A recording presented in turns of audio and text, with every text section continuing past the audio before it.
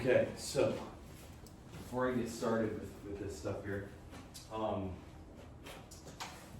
quick notes on what we're doing. So obviously the reading for this week was the last Hank Wisner reading. As I said in that recorded video lecture for Monday, yes, you should read it. It is good for you to understand that stuff. Obviously there could be exam questions related to that. Most of the quiz questions for this week were related to that topic. But that I didn't want to dwell over much on what's happening in the rest of the world, because we're going to have occasion to talk a lot more about what's been happening there in the context of the 19th century, because this is really when imperialism hits its apogee. When everyone is scrambling for colonies, this is when the European empires will reach their greatest extent. Really, at the end of World War I is when they reach their greatest extent, technically, but we'll get to that. And so we'll have occasion to talk about all these different things and what was kind of going on with China and, sort of this kind of, neo-imperialist sort of thing going on there. And of course, China, at this point, is still not prey to the European powers. That really isn't going to start happening until the 19th century. We've already talked about the Ottomans and the Mughals and the Safavids. So I just wanted you guys to kind of have that in the back of your mind, have that picture, do that reading, so that when I start talking about British actions in India, the great game for control of the approaches to India, when I start talking about the open door policy and the opium wars, that all of this is like, oh yeah, because that was going on in China and. So I'm going to be talking today about the French Revolution because I realized, so this is a new class. This is a totally new class.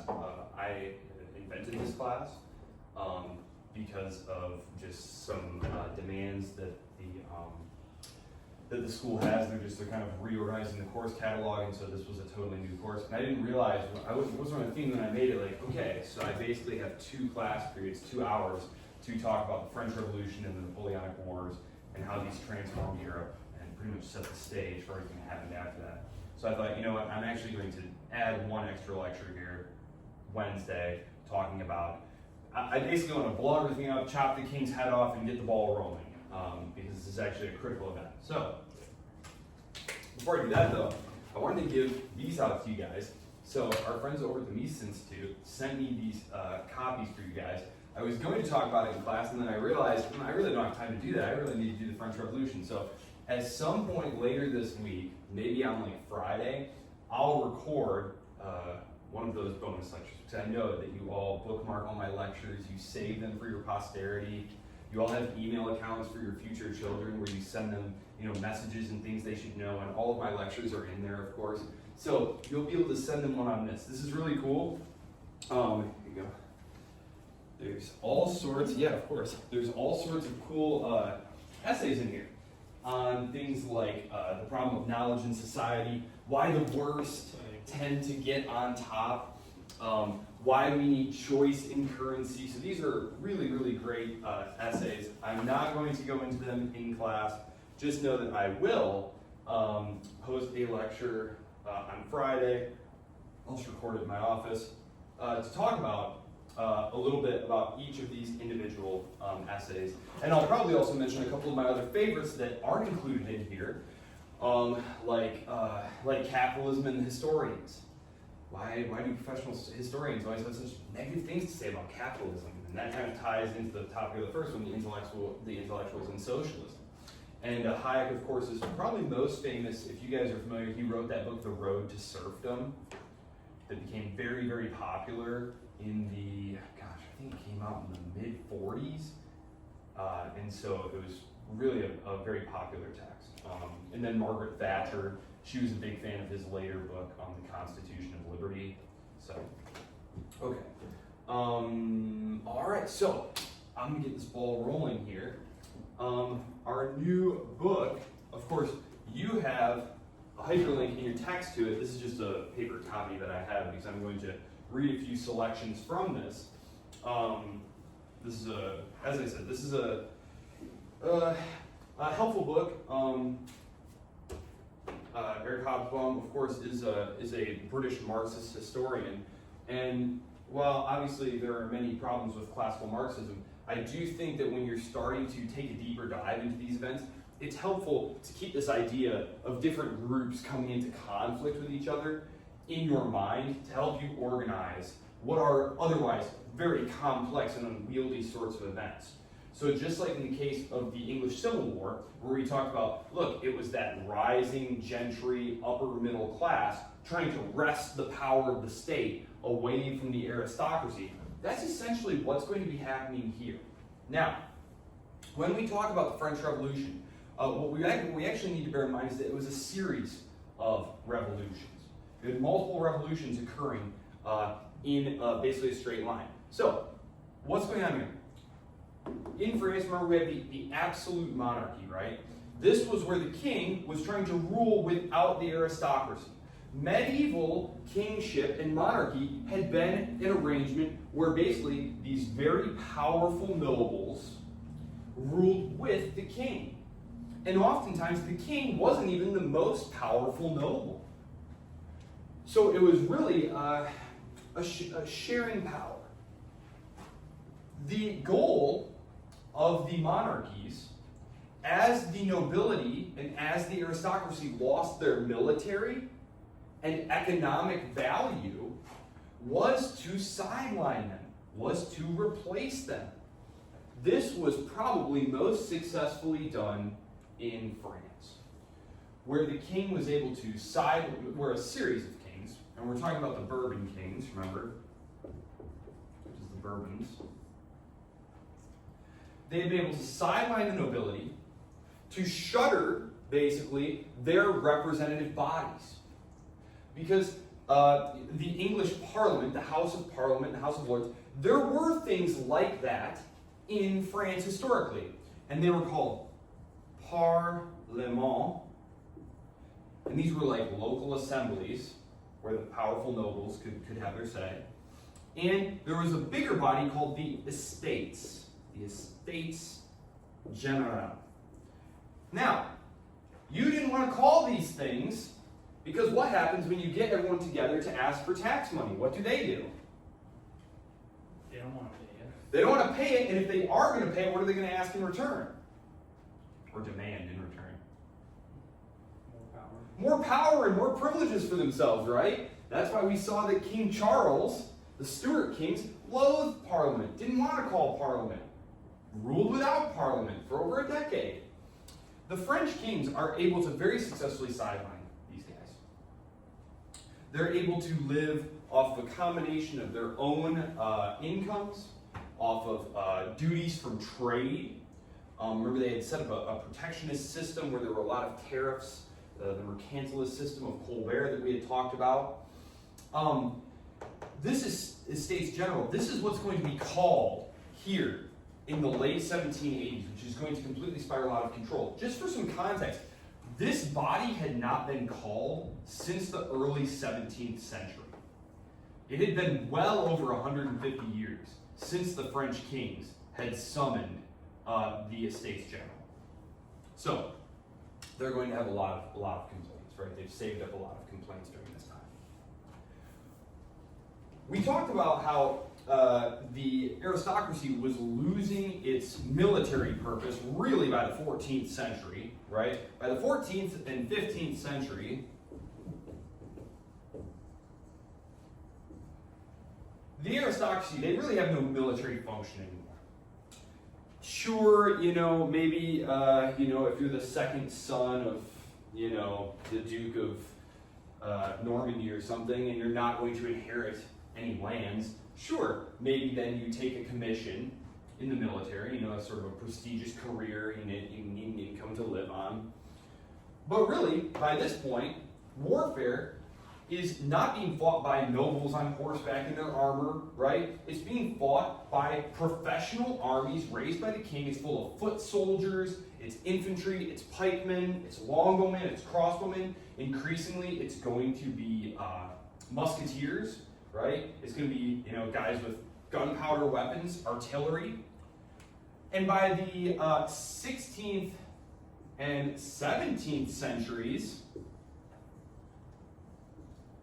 they're also losing their economic place, right? Because we talked about these, the rise of trade. The rise of trade. nobles were not engaging in trade. Trade was very much a middle-class profession.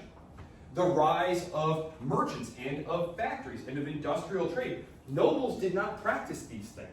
In fact, in France, it was actually, there was a law against you practicing a profession if you were a nobleman. It's one of the interesting things when we see the development of the welfare state. The welfare state is created by the German aristocrat Bismarck. He had very interesting things. He had very interesting opinions about work, interesting from our perspective because we're all like the products of middle-class America.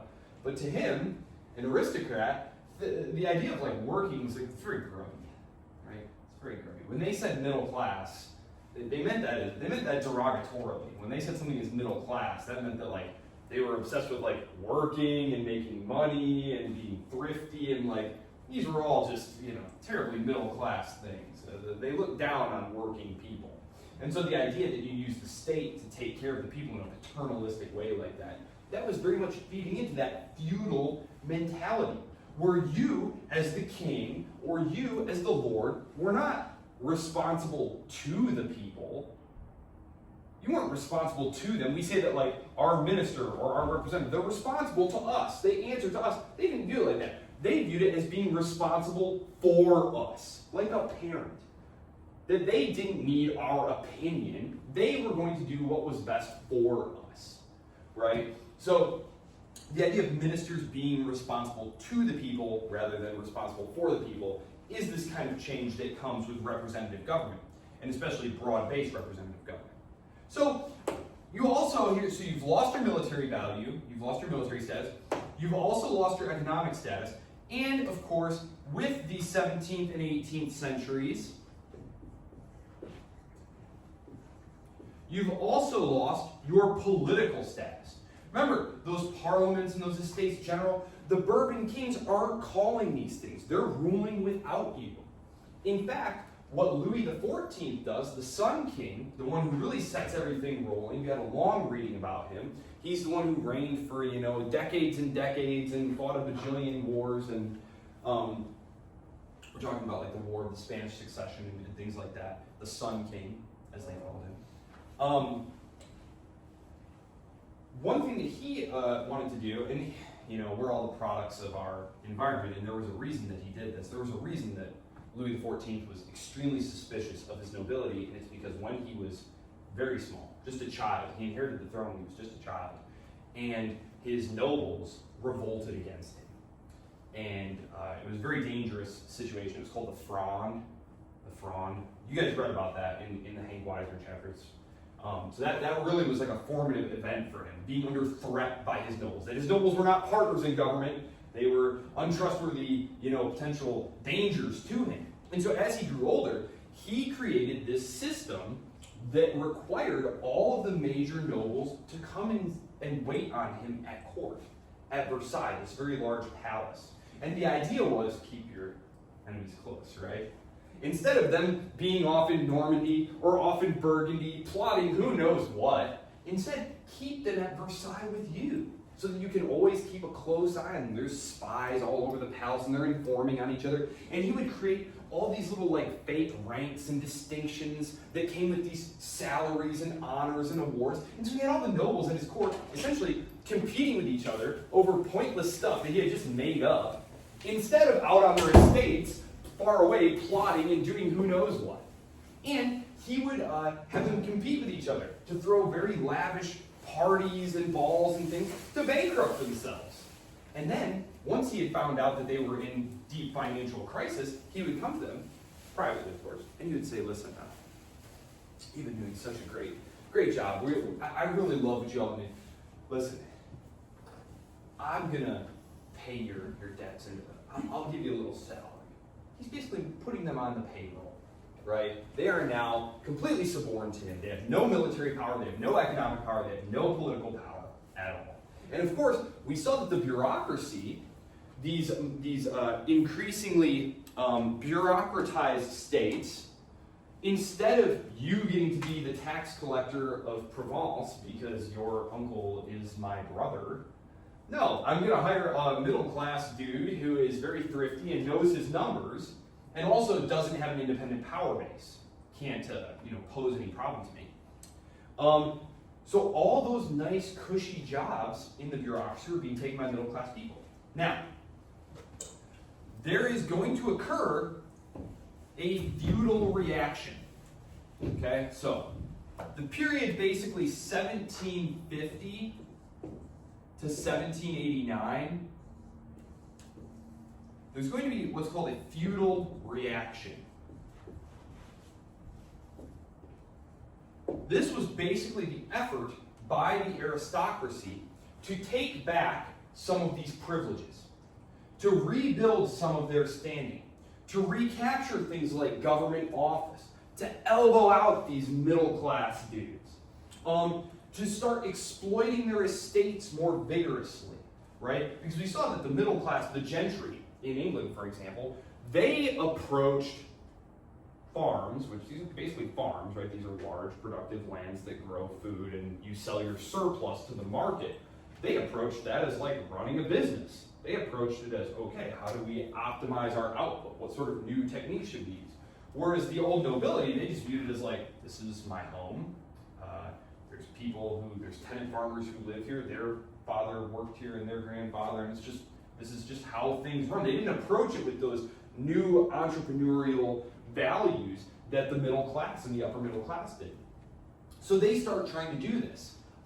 They also, unhelpfully, start sending out what are called feudists. This was a whole class of people whose job it was. So you've just inherited the estate, and let's pretend there's like an accounting record. There's some kind of books. You look at the books and you realize that, wow, we are really running in the red here. We've got to come up with some revenue here. You would hire one of these feudists, and they would come in and they would go through all the records going back. I mean, some of these families like came over, they've ruled this land for 600 years. There's volumes of records. You're not going to go through them, right? They would go through and they would look for dues, feudal dues. These were like the taxes that you could legally charge the people who lived on your land. And they dig up old ones that hadn't been collected sometimes for centuries. And they'd say, oh yeah, they haven't been collecting this, but now they're going to collect it. And actually it says here, this document from several hundred years ago says that we can actually increase the amount it costs for you to mill your grain at my mill. For example, so there'd be like a huge feudal complex, right? Like there's the big house, right? There's like the manor where they live, and then there's like the cottages where all the tenant farmers live, and then there's the fields that they all work, right? And then there's going to be like little shops where there's like maybe a blacksmith and a little mill. Now the mill is for milling your grain. When you harvest wheat, it's a berry. It's a wheat berry. Are you guys familiar with that? Are there any farmers in here? Okay, you know what I'm talking about. Okay, well, basically, the tops of the wheat, there's berries on there, and you take those, and you grind the wheat berries in a mill to make the flour for your bread.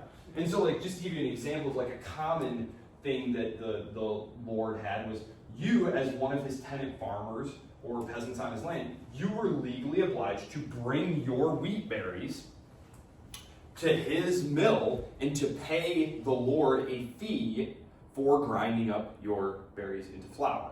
And so there were all sorts of little things like that they would dig up to squeeze the peasants. For more money. And so this is happening all over the place. So basically what's happening here in the midst of this feudal reaction is it's making two groups extremely upset. Those two groups are the middle class, right?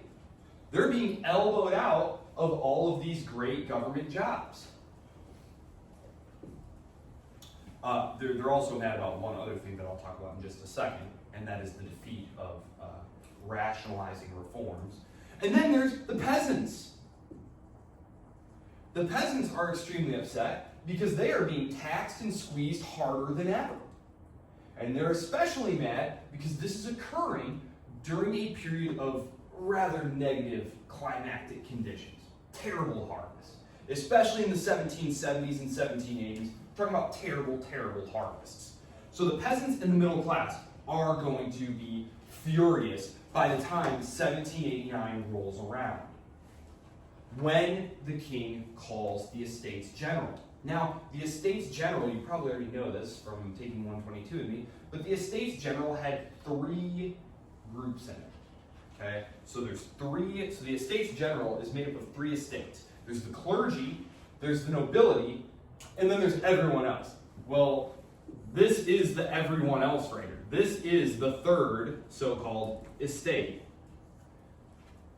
So when they get together, the middle class and the peasants are very much going to be on the same page as far as demanding change. Now, really quick here, there's a passage right here that I think really, I might have it. Well, so with regard to movement, the French state. Why does the French state, the French government, why do they need to call an Estates General in 1789? What does the crown need? Why do you call these representative bodies? You want their advice? What does the king want? Money, right? Yeah, war. Of course, he always wants some war. Actually, he's so broke he can't have any war. Isn't that the worst when you're a king? You just want some war, but you didn't finish your other wars, and you lost other wars, and now you have no money. No, the king of France actually had wanted to get into some war, but he couldn't raise the funds to do it. Basically, by 1789, the situation is absolutely critical for the monarchy. 50% of the crown's annual revenue is going to pay interest on its debt. Interest. This is going to be the United States eventually.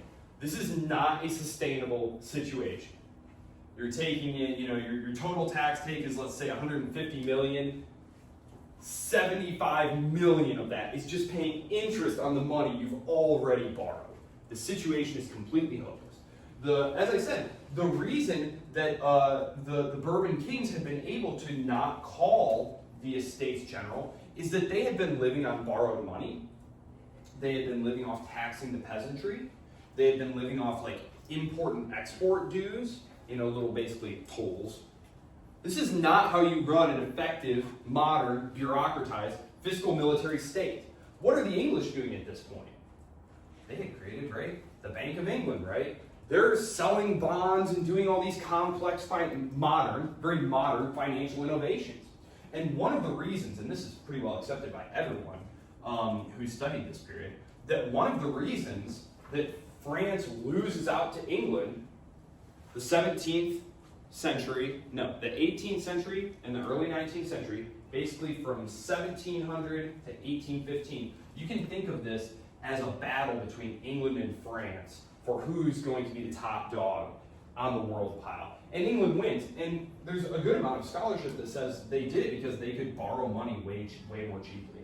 They could borrow money all day long at half the interest rate that the French government did. And this matters when you're going to fight war after war after war after war. Very, very often, like the 7 Years' War, the French-Indian War. The French government was actually winning some battles. They just ran out of money and just couldn't keep the war going. And Britain was like, we can keep going. If you don't want to make the peace that we want to make, then I guess we'll just keep fighting. Now, you don't ever want to be in that position where the other side, doesn't need peace as badly as you do. So, 1789, basically, the kingdom is broke and they need money. There had been an attempt. One of the reasons the middle class is so upset is because there had been an attempt in 74 to 76. That's 1774 and 1776. By one of the king's ministers by the name of Jacques Turgot. He is one of the French classical liberals. He had basically been brought in by the king because the king said, gosh, I really need to get rid of all these inefficiencies in my economy. Like you would be great at making shoes, but the shoe guild won't let you in because there's not room for a shoe guild. And of course, we need to make more goods to lower the cost of goods, right? We need to lower the amount of tax bearers so that you will grow some surplus to go sell over here. But remember, we talked about, even if you had the grapes or the whatever product, you'd have to pass through so many different tolls and taxes to take it from one part of France to another. There was just no incentive for you to do that. The French economy was tightly controlled, tightly regulated, tightly taxed, and there was a group called the physiocrats, of whom Turgot was one, who said, look, Your Majesty, I can totally make France great. I can make France rich and prosperous, just like England. All I need to do is get rid of all these regulations and all these taxes and all these privileges. Well, as you can see, he lasted 2 years, and in 1789 the crown was broke, so was he successful? No, he was not. Because of course, every group in society who was benefiting from these things, from the guilds to the nobility, they all fought tooth and nail. They didn't want to give up their special privileges. They didn't want to give up their special tax rights and tax exemptions. Interestingly enough, the king, one of the reasons that the king got away with not calling the estates general and treating his nobility so casually is he didn't really tax them. He essentially said, look, the clergy, the nobility, you guys pretty much don't have to pay taxes. You had to pay like small amounts, but really not very much. The king basically squeezed the peasantry for all they were worth. And interestingly enough, it's not true that France was just completely full of like hopeless serfs and stuff. Serfdom's gone. Most of the French land was owned by French peasant farmers. About 35% of the land was owned by the nobility. But so the king had a large amount of poor peasants that he could squeeze for money. So, the defeat of these reforms. That's one thing I will say, the French physiocrats. You guys know who Adam Smith was, right? And what's he famous for? What's the term? Laissez-faire. Laissez-faire. Adam Smith is Scottish, right? Everyone says, oh, father of economics, he had this great idea, laissez-faire, hands off the economy. It's like, laissez-faire, that doesn't sound very Anglo-Scot to me. That doesn't sound right. Of course not. He just took it from the French. There was this whole school of French economists called the French physiocrats, and they came up with that idea, which is why the word is French, laissez-faire. And then Adam Smith just picked it up and was like, hey guys, there's this great idea over there. And there's this tendency to just sort of privilege English writers. It's one of the reasons why if you study liberalism, like if you took my class on Western political philosophy, you'll find that in the book, which like it's just a standard compendium textbook, it's like all English writers. It's like, wow, how crazy that just like only people who wrote English figured out these ideas. That's not true. The French liberal tradition is excellent. People like Benjamin Constant and Tocqueville. So, the liberal revolution. As you can see, we have multiple revolutions here. What's going on? Well, in 1789, first what happens is the king says, listen, I got this great idea. We need money, need it fast, need it bad. We're going to call an assembly of notables. These are like powerful nobles. They were hand-picked. And he calls them together in a parlement. And he says, guys, I, your king, Louis, by the grace of God, need some money. So, fork it over. And they were like, no way, dude. We want some privileges back. This was supposed to be like a rubber stamp. But what's happening here is the aristocracy is trying to re-seize control of government. They're creating a political crisis on purpose to try and wring extractions out of the king. Because their idea is, we're not just going to give Louis what he wants. We're going to force him to call an estates general where we will control the run of play. Because you voted, there's the first estate, second estate, and third estate. But each one of these has hundreds of members, right? But it wasn't like Congress, where each of us has a vote. You vote as a single body. All the clergy, all the nobility, and all the commoners. You get together, and you all decide, okay, like let's pretend we're the nobility. Or actually, we're the commoners. We are. Okay, we're the commoners. We get together and they say, okay, the king wants to be able to tax imports from England. All in favor? And then we would vote. Okay, the motion fails. So our vote as a group is no. So we have one collective vote, and it's no. Now you can see the problem here, right? From the perspective of the third estate, what's going to happen is the first two estates, which are dominated by the nobility, are always going to be able to outvote the third. Because remember, who makes up the clergy? It's mostly like the minor, it's mostly the like second and third sons of the nobility. That's who dominates the religious profession. Obviously, you do have some parish priests who are sympathetic to the third estate. You do have some, but not terribly many. They're mostly well-to-do people, and so they tend to vote as a group, and they can outvote the third estate 2-1 every single time. And so you can see what the nobility is thinking here. We've got the king cornered. Finally, we're going to be able to get some privileges back. They want their local parlement that they dominate to have power again, to take some of that power back from the king. And so they force him to call in his States General. They force him to call in the States General because they think that they'll be able to dictate the run of play and get some concessions out of him. They are not attempting to overthrow the government. They are manufacturing a political crisis. They are deliberately creating a political crisis. There is a problem, though, with doing this. Context always matters. Maybe had this happened at a better period of French history,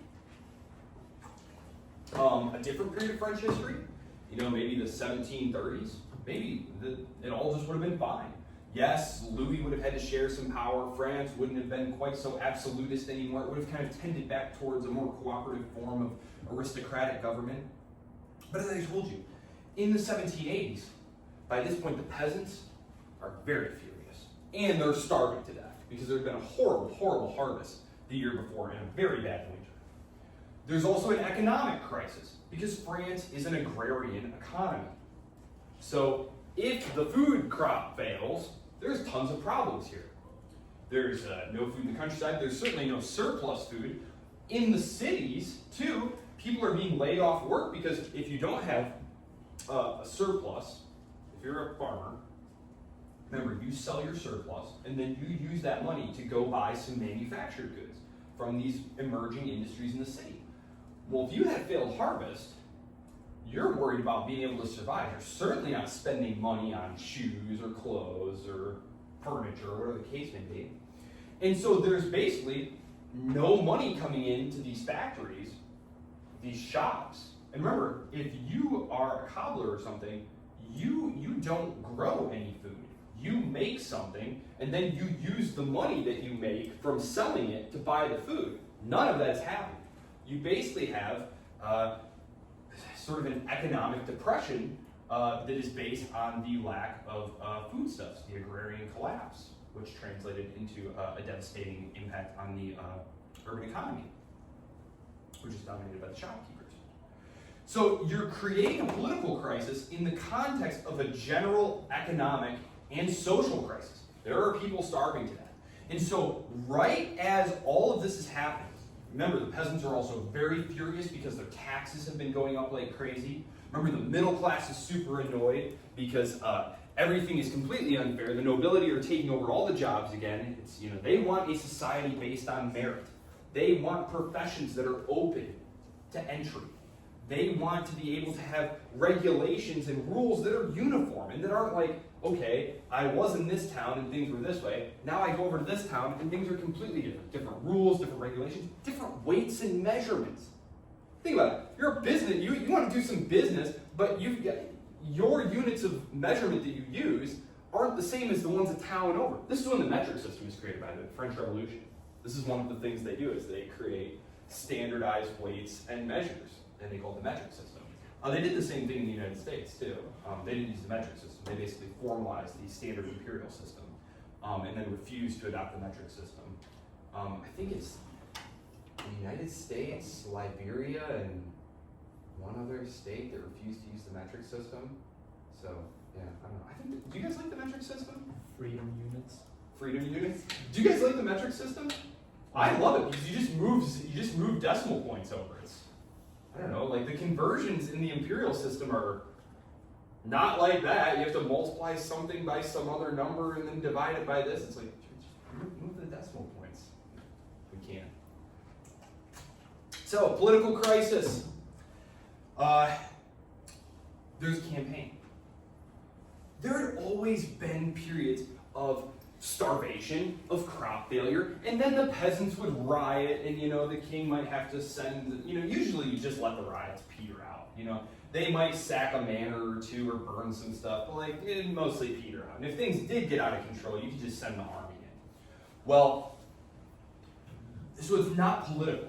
These revolts and stuff, they were mostly just reactions of helpless people against circumstances beyond their control. But now, this period, which would have seen peasant unrest anyway, is going to see a political direction given to it because elections are being held for the Estates General.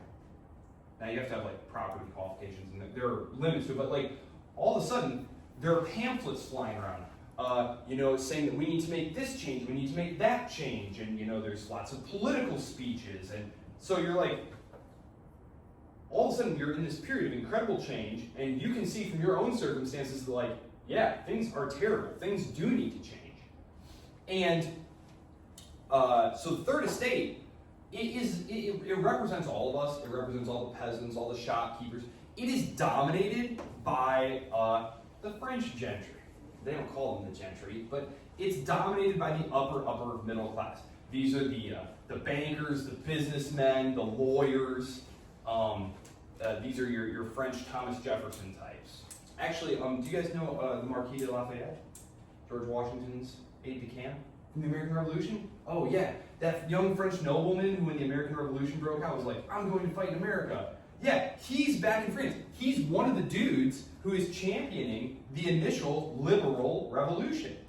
The initial French Revolution is greeted with great applause by the United States, by Great Britain, because it's seen as finally, that old feudal order where everything is based on blood and it's all irrational and not directed towards business and stuff. Finally, they're going to get some nice liberal reforms and some representative government, by which they don't mean democracy.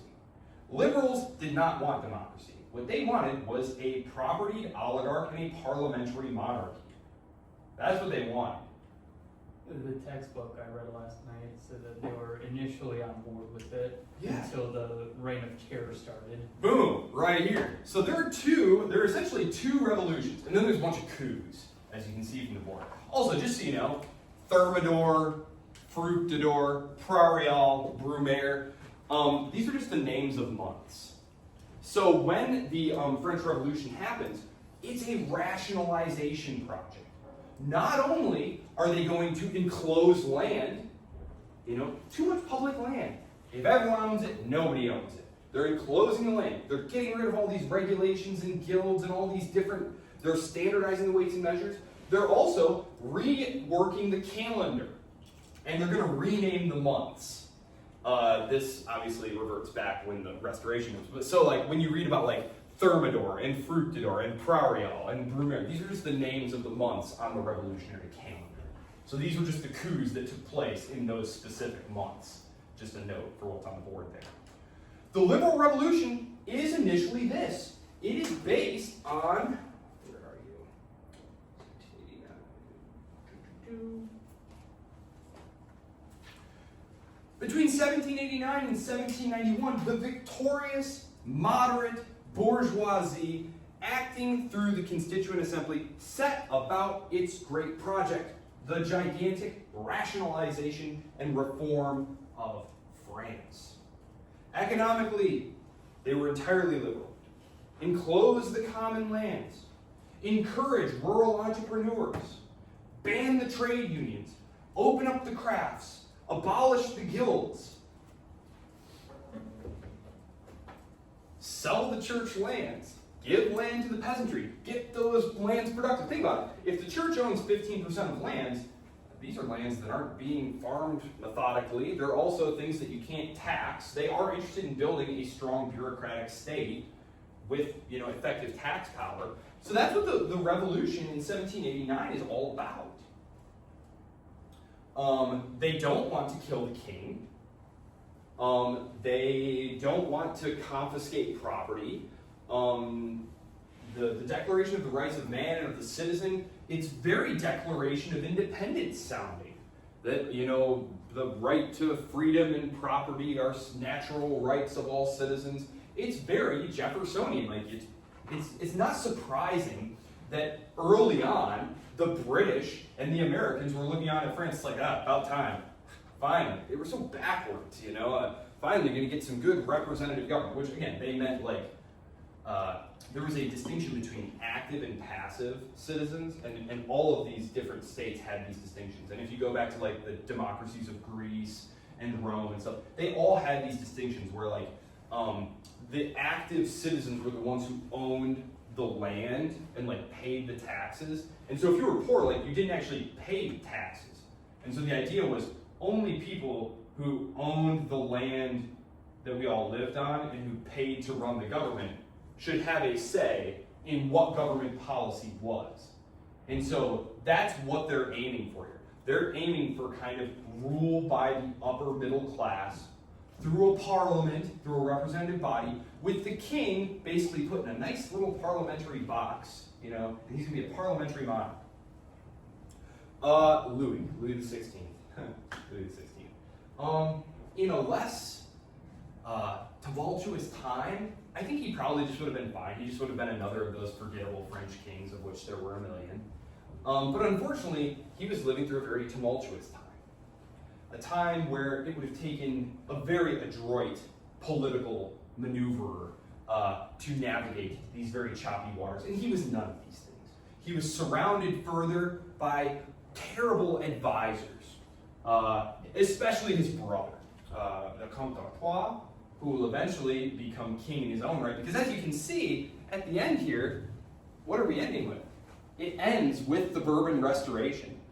At the end of all these years of revolution and empire, it ends with the Bourbons being brought back to France at the end, after the defeat of the French Revolutionary armies and Napoleon's empire. And so the brothers of Louis XVI will both become king eventually.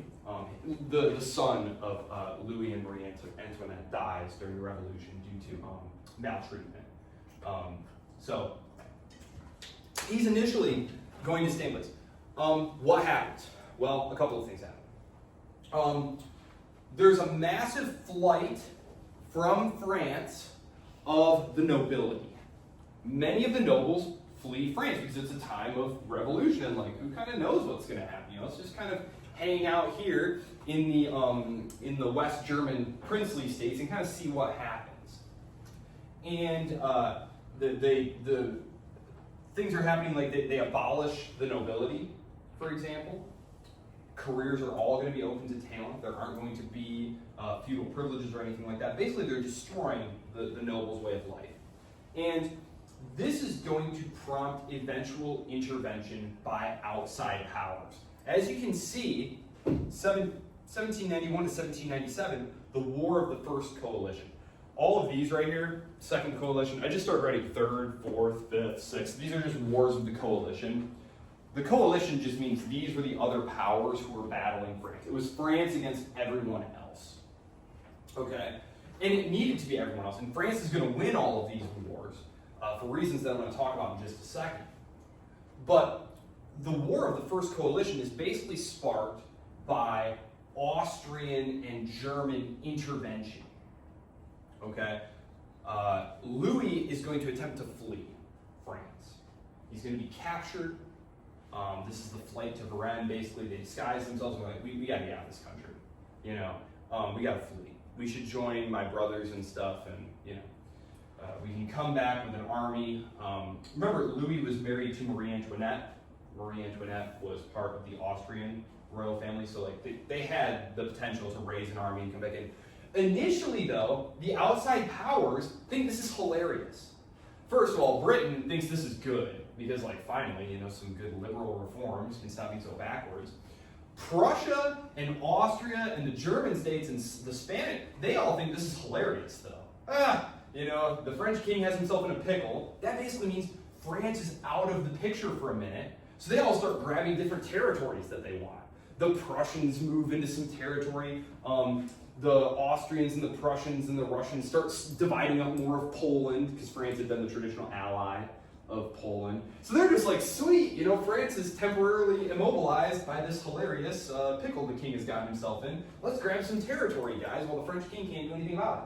Well, the French Revolution starts getting more and more and more radical, and they start to kind of think, ugh, these absolutely horrible ideas that are emanating out of France, like these could find their way to our lands. Maybe it would just be better if we put Louis back on the throne now. We got what we wanted. Let's go put him back on the throne. They attempt to do this, but this is going to radicalize the revolution in a way that probably nothing else could have. War. War is going to lead to the empowerment of the most radical faction. When you think of the French Revolution, what are some images that come to mind? Guillotines. The guillotine and stuff, right? That's all this stuff. There was none of that. There was none of that. This was all like Rousseau and Tournier and Lafayette and Sayes. And these are people who are all like, who are they? Where's Robespierre? He's the one we all associate with revolution, but he really is only a dominant figure in the revolution for about 18 months. And it's because of the war. Interestingly enough, Robespierre and his faction, which were on the far left, this is where the political left and right come from, by the way. So they sat in a big hall like this, and there were benches on this side, and there were benches on this side. And the left was like the Jacobins and the really radicals, and on the right it was like the more moderates, and that's where political left and political right come from. And we just kind of picked up that usage. Interestingly, the people who were pushing for war in 1791 were not the radicals who ultimately benefited from the war. It was actually the political right. Okay, these were people who wanted monarchy in France. Okay, they were allowed to be politically active. It was a liberal, open government, like anyone could run. So there were actual roads. Now, the reason the right wanted war is they assumed France would lose, and Louis, by the grace of God, our king, can come back and quash these rabble. And then there was the center left. They were part of this movement that, again, he'll mention them many times in his book, the Girondins. These were sort of the moderate left, bourgeois, imperialist dudes who were like, look, if we've learned anything from England, it's that we need a central bank, a powerful navy, and we need to go conquer some stuff. That's how you make money in this world, and that's what we need to do. So we need to go conquer Belgium, probably, those great port cities there. I definitely want those. And also, it would be good if we could spread these liberal ideas to other states, because that will help secure our position here, and it will further open up trade. This idea that revolution needs to be ecumenical, that it would be good if all European countries became liberal capitalist democracies, and that they didn't necessarily need to compete with one another, that revolution was going to be kind of some universal liberation movement. This is going to basically last until the 1840s. So when we talk about the age of revolution, we're talking about these popular uprisings where the idea was the people of Europe, the productive working people of Europe, would free themselves from monarchy and from the aristocracy. And that this would be a liberatory thing and a great thing that would usher in this era of peace and prosperity for everyone, which of course is totally not what happened, right? And there are reasons why that didn't happen. But just so you know, initially, the idea that you'll have a revolution and get rid of your king and stuff and you'll do the same, that was seen as like a joint project, that like we'll do this all together and it will be great for all of us. It's not until later that nationalism and national independence and national liberation is seen to be something where there might be some adversarial aspects to it. And nationalism is picked up as well by the ruling class. But the radical revolution, the armies of the revolution are defeated initially. There are a lot of reasons for this. First of all, who has been running the armies in France? In all of Europe. Who runs the armies? The aristocrats, right? And where did they all go? they all left. They all fled. So these early French Revolutionary armies, the generalship, it be bad. The generalship was terrible. And there was just like some kind of bad luck where it was like, oh geez, if that, the fog of war, the uncertainty of war. But they're losing. They're losing the war. And it's only the radicals who are able to win the war.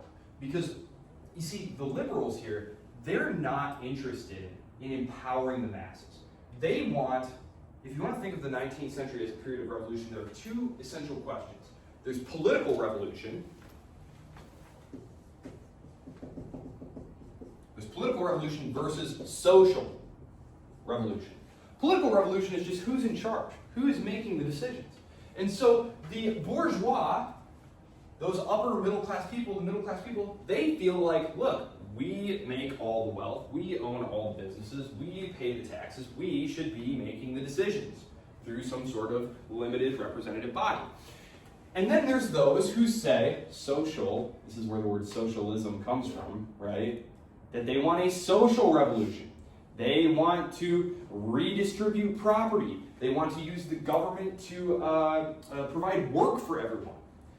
Very contemporary ideas, the idea of like government workshops and government bakeries and things like that. Like, we're in that era. It's not quite there yet. Socialism is going to be coined right around this time. And by the time the 1830s and 1840s roll around, this is full blast, right? The Communist Manifesto is written in 1848. It's actually written in 1847, published in early 1848. But the social revolution and the political revolution. So, what we have here is a pyramid. So we have the aristocracy on top. Everyone agrees that they need to go, right? But then you have the middle class. So here's lower class, middle class. And obviously you could divide these up and say like, well, there's, skilled labor and unskilled labor. There's upper middle class and lower middle class. Let's just forget about that for a second.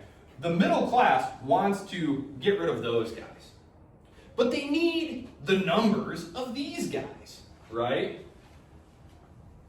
The type of guys who are running big businesses and banks and are lawyers, they're not actually the type who go out in the streets and like build a barricade to go fight the royal guard, right? Like, no, they're the ones giving the speeches, writing the pamphlets, riling up the masses to go out there and do it for them. Now, what's going to happen then is there's a divergence in interest because the lower classes are interested in social revolution, whereas the middle class is only interested in political revolution. And I see now that I was far too ambitious in writing this whole timeline up here because where am I? I'm like literally right here. Wow, yeah.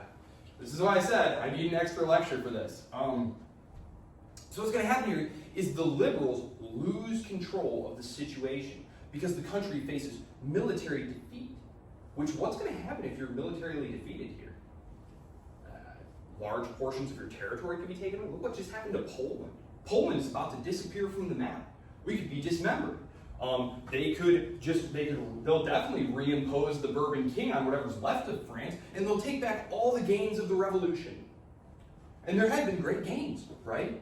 All of a sudden, it's easier and freer than ever to go into government, to go into business, to own land. So, to fight this war, they're going to need to mobilize the population. They're going to need to mobilize the lower class. This is one of the last things I'll say. The levée en masse, which they mentioned, on 69.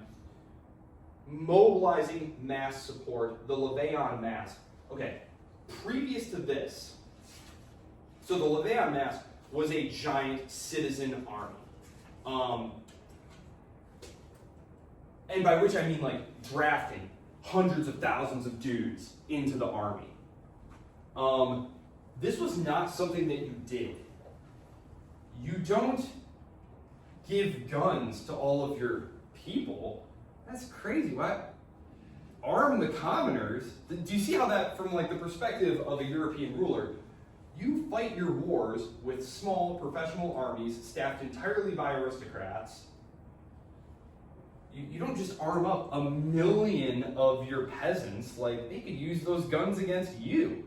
Well, all of a sudden, the government is you. This is the beginning of nationalism. The idea that you are not fighting for the king, that France is not the personal possession of a guy, the king of France, that France is the land of the people of the French nation. And that when we arm you, when we, your government, speaking on your behalf, when we arm you and tell you to go fight the enemies of France, we are telling you to fight for your fatherland. The king is not your father. There had always been that idea that, like, you know, the king is the father of the nation. He takes care of his children. No, forget that. We chopped his head off. They chopped his head off. Spoiler alert. And they kill his wife too.